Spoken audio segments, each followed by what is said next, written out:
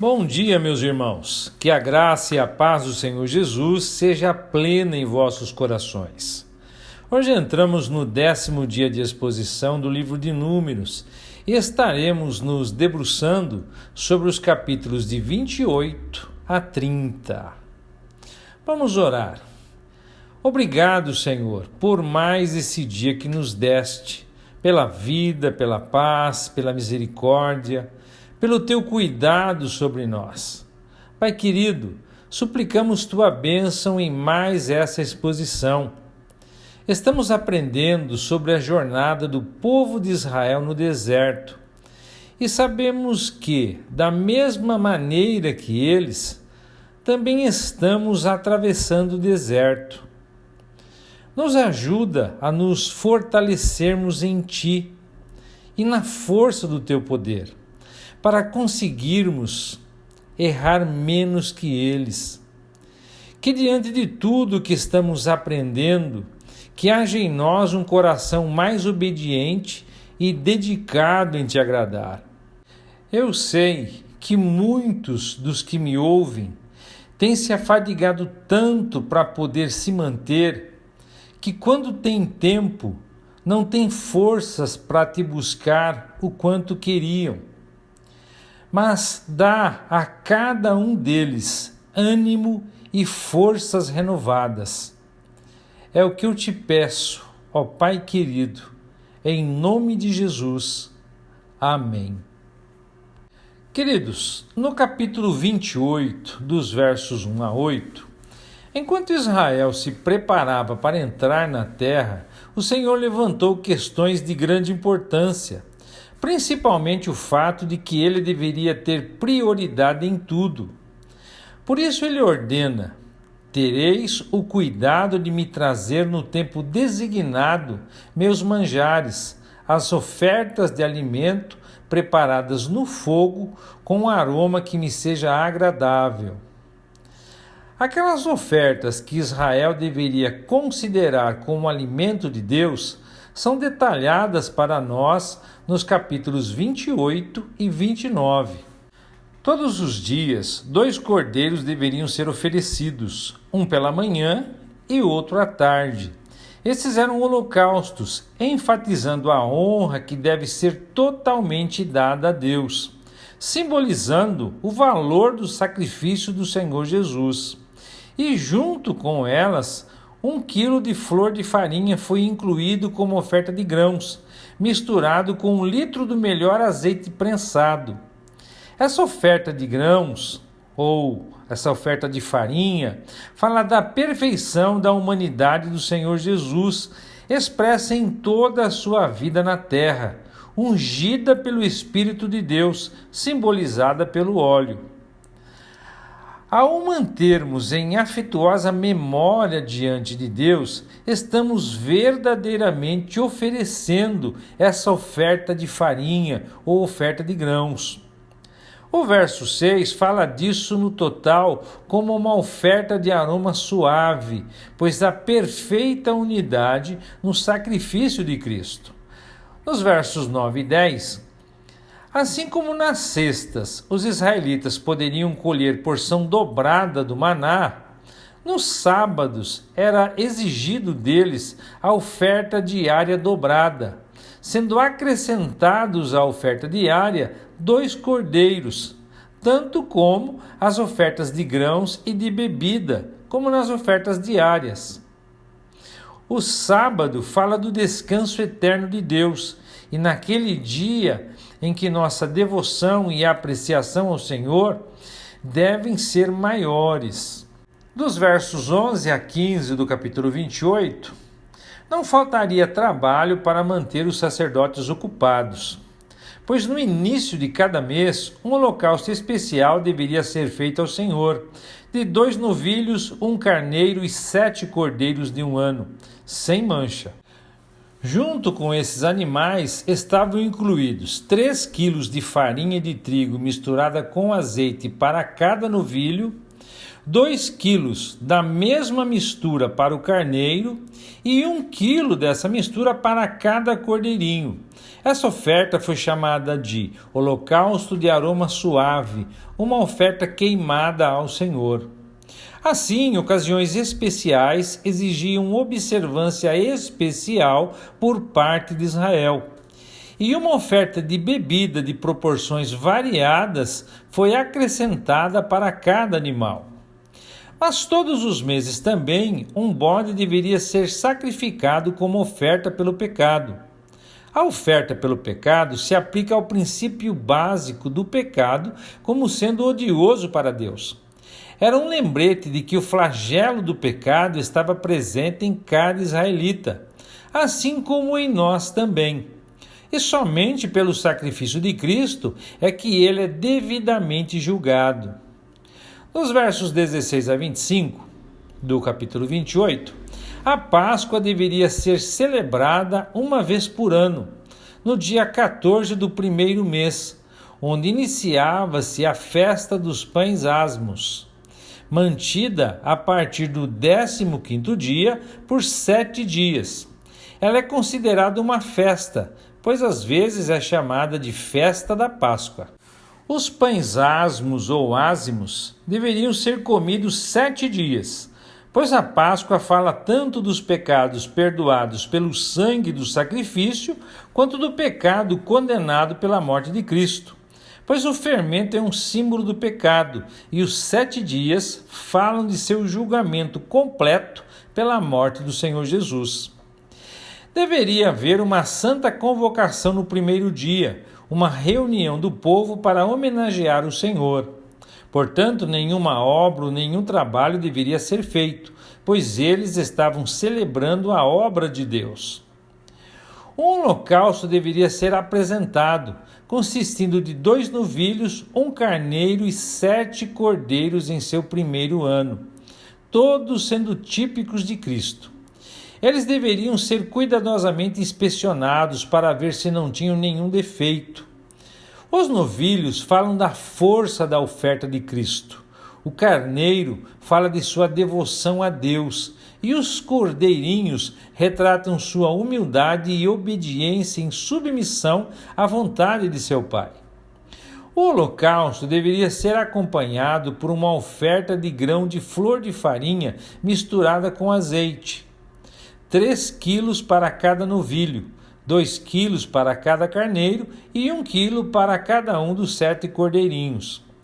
A oferta de grãos ou a oferta de farinha novamente vai falar da pessoa do Senhor Jesus em sua humilde humanidade, e a mistura com óleo vai indicar o Espírito Santo, que permeou todas as suas ações desde o nascimento.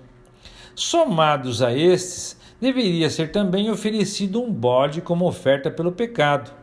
Um bode sendo considerado um substituto para o povo, trazendo a lembrança seu pecado e que futuramente apontava para o sacrifício de Cristo, nosso substituto. O verso 24 indica que o alimento da oferta deveria ser oferecido a cada dia durante os 7 dias, como um aroma suave ao Senhor. Não parece que a oferta pelo pecado foi incluída nos 6 dias seguintes ao primeiro, pois a oferta pelo pecado não é uma oferta de aroma doce ou suave como o holocausto. E o 7º dia também teria uma santa convocação, onde era então proibido trabalhar. Dos versos 26 a 31 do capítulo 28, nós temos a festa das semanas, que eram 50 dias, ou 7 semanas após a Páscoa, quando uma nova oferta de grãos deveria ser trazida como as primícias da colheita de Israel. Nesse dia havia outra santa convocação, quando nenhum trabalho deveria ser feito. Isso é típico do nascimento da Igreja de Deus no Pentecostes, no capítulo 2 do livro de Atos, quando o Espírito de Deus veio para iniciar a formação de um corpo composto de crentes judeus e gentios. Por isso, lemos ali sobre a colheita poderosa de mais de 3.000 almas, as primícias da colheita. Isso implica que o Senhor Jesus é visto como identificado com os seus santos na nova dispensação de Deus, o período da igreja. A oferta queimada deveria ser idêntica à oferecida na Páscoa: 2 novilhos, 1 carneiro e 7 cordeiros em seu primeiro ano. A oferta de grãos também seria a mesma: 3 quilos de flor de farinha misturada com azeite para cada novilho, 2 quilos para o carneiro e 1 quilo para cada cordeirinho. Estes eram para um aroma suave ao Senhor, enquanto um bode era novamente oferecido para fazer expiação, como uma oferta pelo pecado. Essas ofertas eram oferecidas apenas uma vez no dia das primícias, como diz o verso 26 aqui do capítulo 28, pois não era uma festa de uma semana, como a Páscoa ou a dos pães asmos.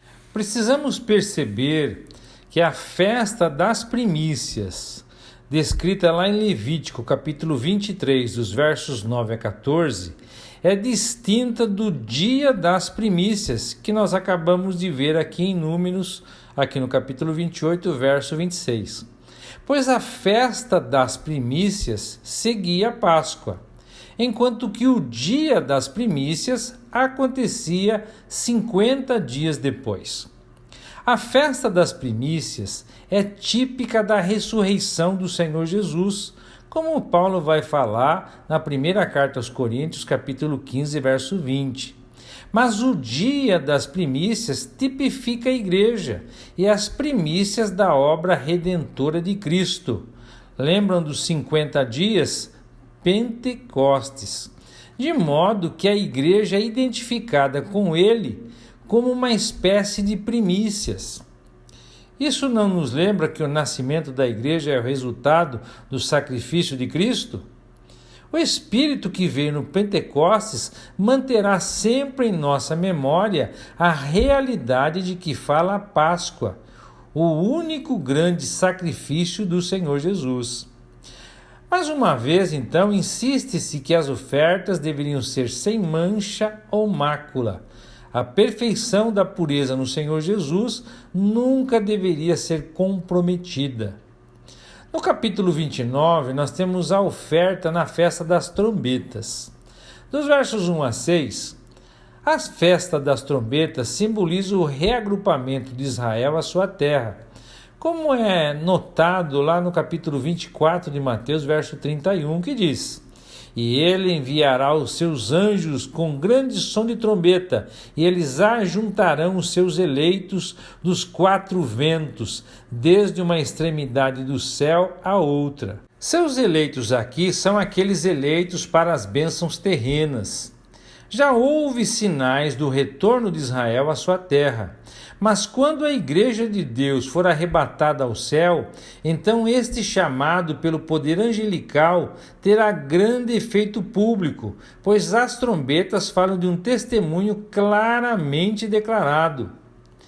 A última trombeta está em conexão com o arrebatamento, conforme fala Paulo na primeira carta aos Coríntios, no capítulo 15, verso 52. E será soada muito antes da trombeta para reunir Israel. Mas é chamada de a última trombeta, porque será o último testemunho público na terra quanto à igreja de Deus. O fato de ela ser repentinamente levada será um testemunho impressionante e impactante. Mas no que diz respeito a Israel, existem outras trombetas após este grande evento.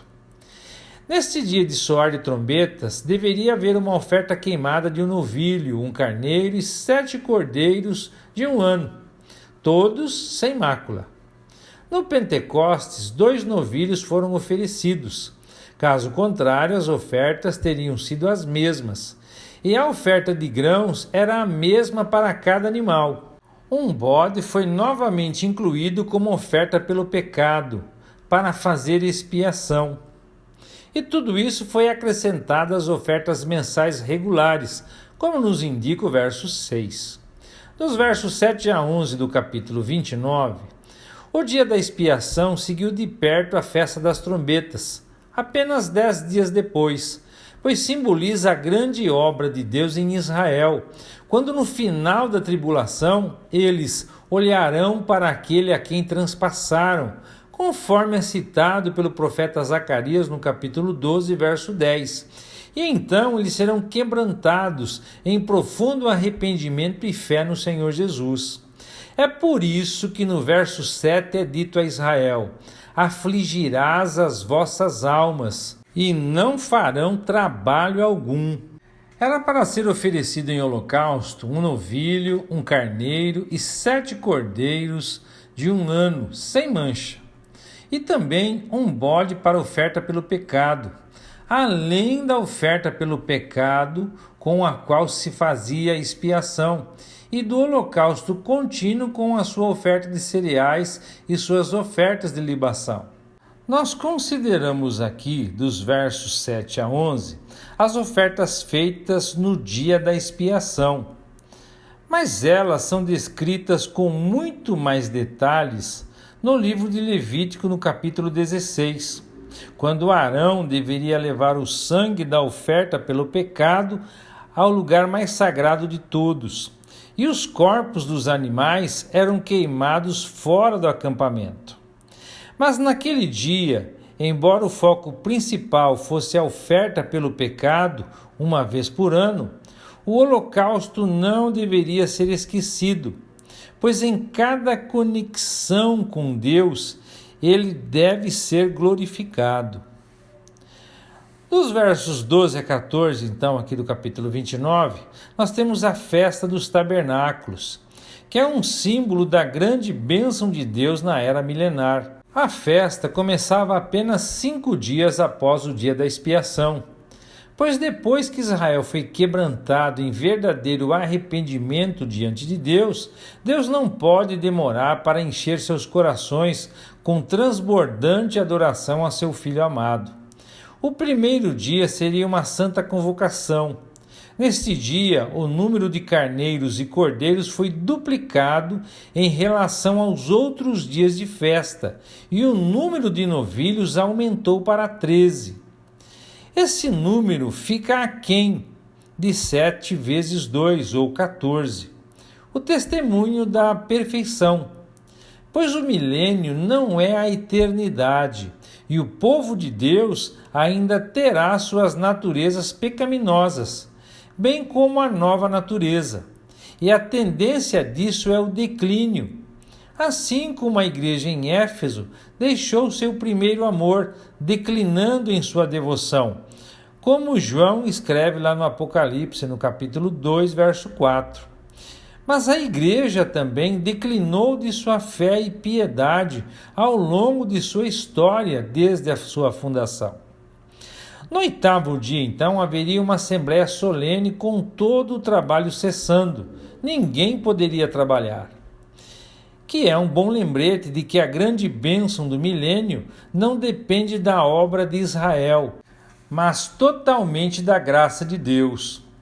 O número 8 fala de um novo começo, e o milênio será de fato um novo começo para Israel, pois sua alegria transbordará em contraste com os séculos de tristeza e angústia em que esse povo viveu. As ofertas feitas todos os dias durante os 8 dias indicam que Israel não deixará de dar honra e louvor a Deus naquele período de 1000 anos. As ofertas no 8º dia, como narrado nos versos de 36 a 39, eram as mesmas do dia da festa das trombetas e no dia da expiação. Chegamos ao capítulo 30, e nos versos de 1 a 16, nós vamos ver que sob a lei era permitido ao povo fazer votos, e esse capítulo vai dar as orientações a respeito deles. A lei exigia que qualquer homem que fizesse um voto cumprisse estritamente sua palavra e fizesse tudo o que prometeu fazer. Uma jovem, entretanto, que ainda vivia com seu pai, se ela fizesse um voto, esse voto poderia ou não ser aceito por seu pai. Se o seu pai o visse e se calasse, o voto seria mantido. Mas se seu pai anulasse o voto, ele seria anulado. O caso era semelhante se uma mulher fosse casada.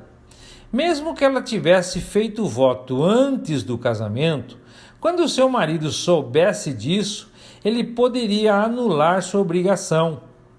Mas se ele não anulasse ao tomar conhecimento desse voto anterior ao seu casamento, ele permaneceria válido. O status do voto de uma viúva ou divorciada não mudaria quando ela não fosse mais casada. Se o marido dela tivesse anulado antes seu voto, então o voto não seria válido. Se ele não o tivesse anulado, ela continuaria obrigada a mantê-lo. Mas nós precisamos observar que existe um significado mais profundo nisso. O homem que mantém sua palavra, que faz tudo o que prometeu, tipifica o Senhor Jesus Cristo. Ele fez completamente a obra que voluntariamente se comprometeu a fazer. Mas a mulher representa a nação de Israel. Eles fizeram um voto no Sinai que nunca puderam cumprir. Aí, quando a graciosa oferta da redenção veio, embora eles já estivessem sob a pena da lei há muito tempo, eles recusaram a redenção e agarraram-se obstinadamente à aliança que haviam quebrado e permanecem sob ela hoje. Essa é a lição duradoura do que é a lei para aqueles que buscam a justiça por ela. Algum dia, o voto sobre o qual Israel se colocou será anulado. Então, Israel será recebido de volta ao favor divino, e o Senhor a perdoará. Há apenas um que tem cumprido perfeitamente seus votos, como o Senhor Jesus diz em Salmo 116, verso 18. Ele diz: eu farei meus votos ao Senhor agora na presença de todo o seu povo. O Senhor fez isso no Calvário, e nós descansamos na verdade absoluta de sua palavra, que não pode falhar, ao invés da nossa própria confiabilidade. E assim, amados, concluímos a exposição de hoje. Que o Eterno os abençoe e até amanhã, se Deus quiser.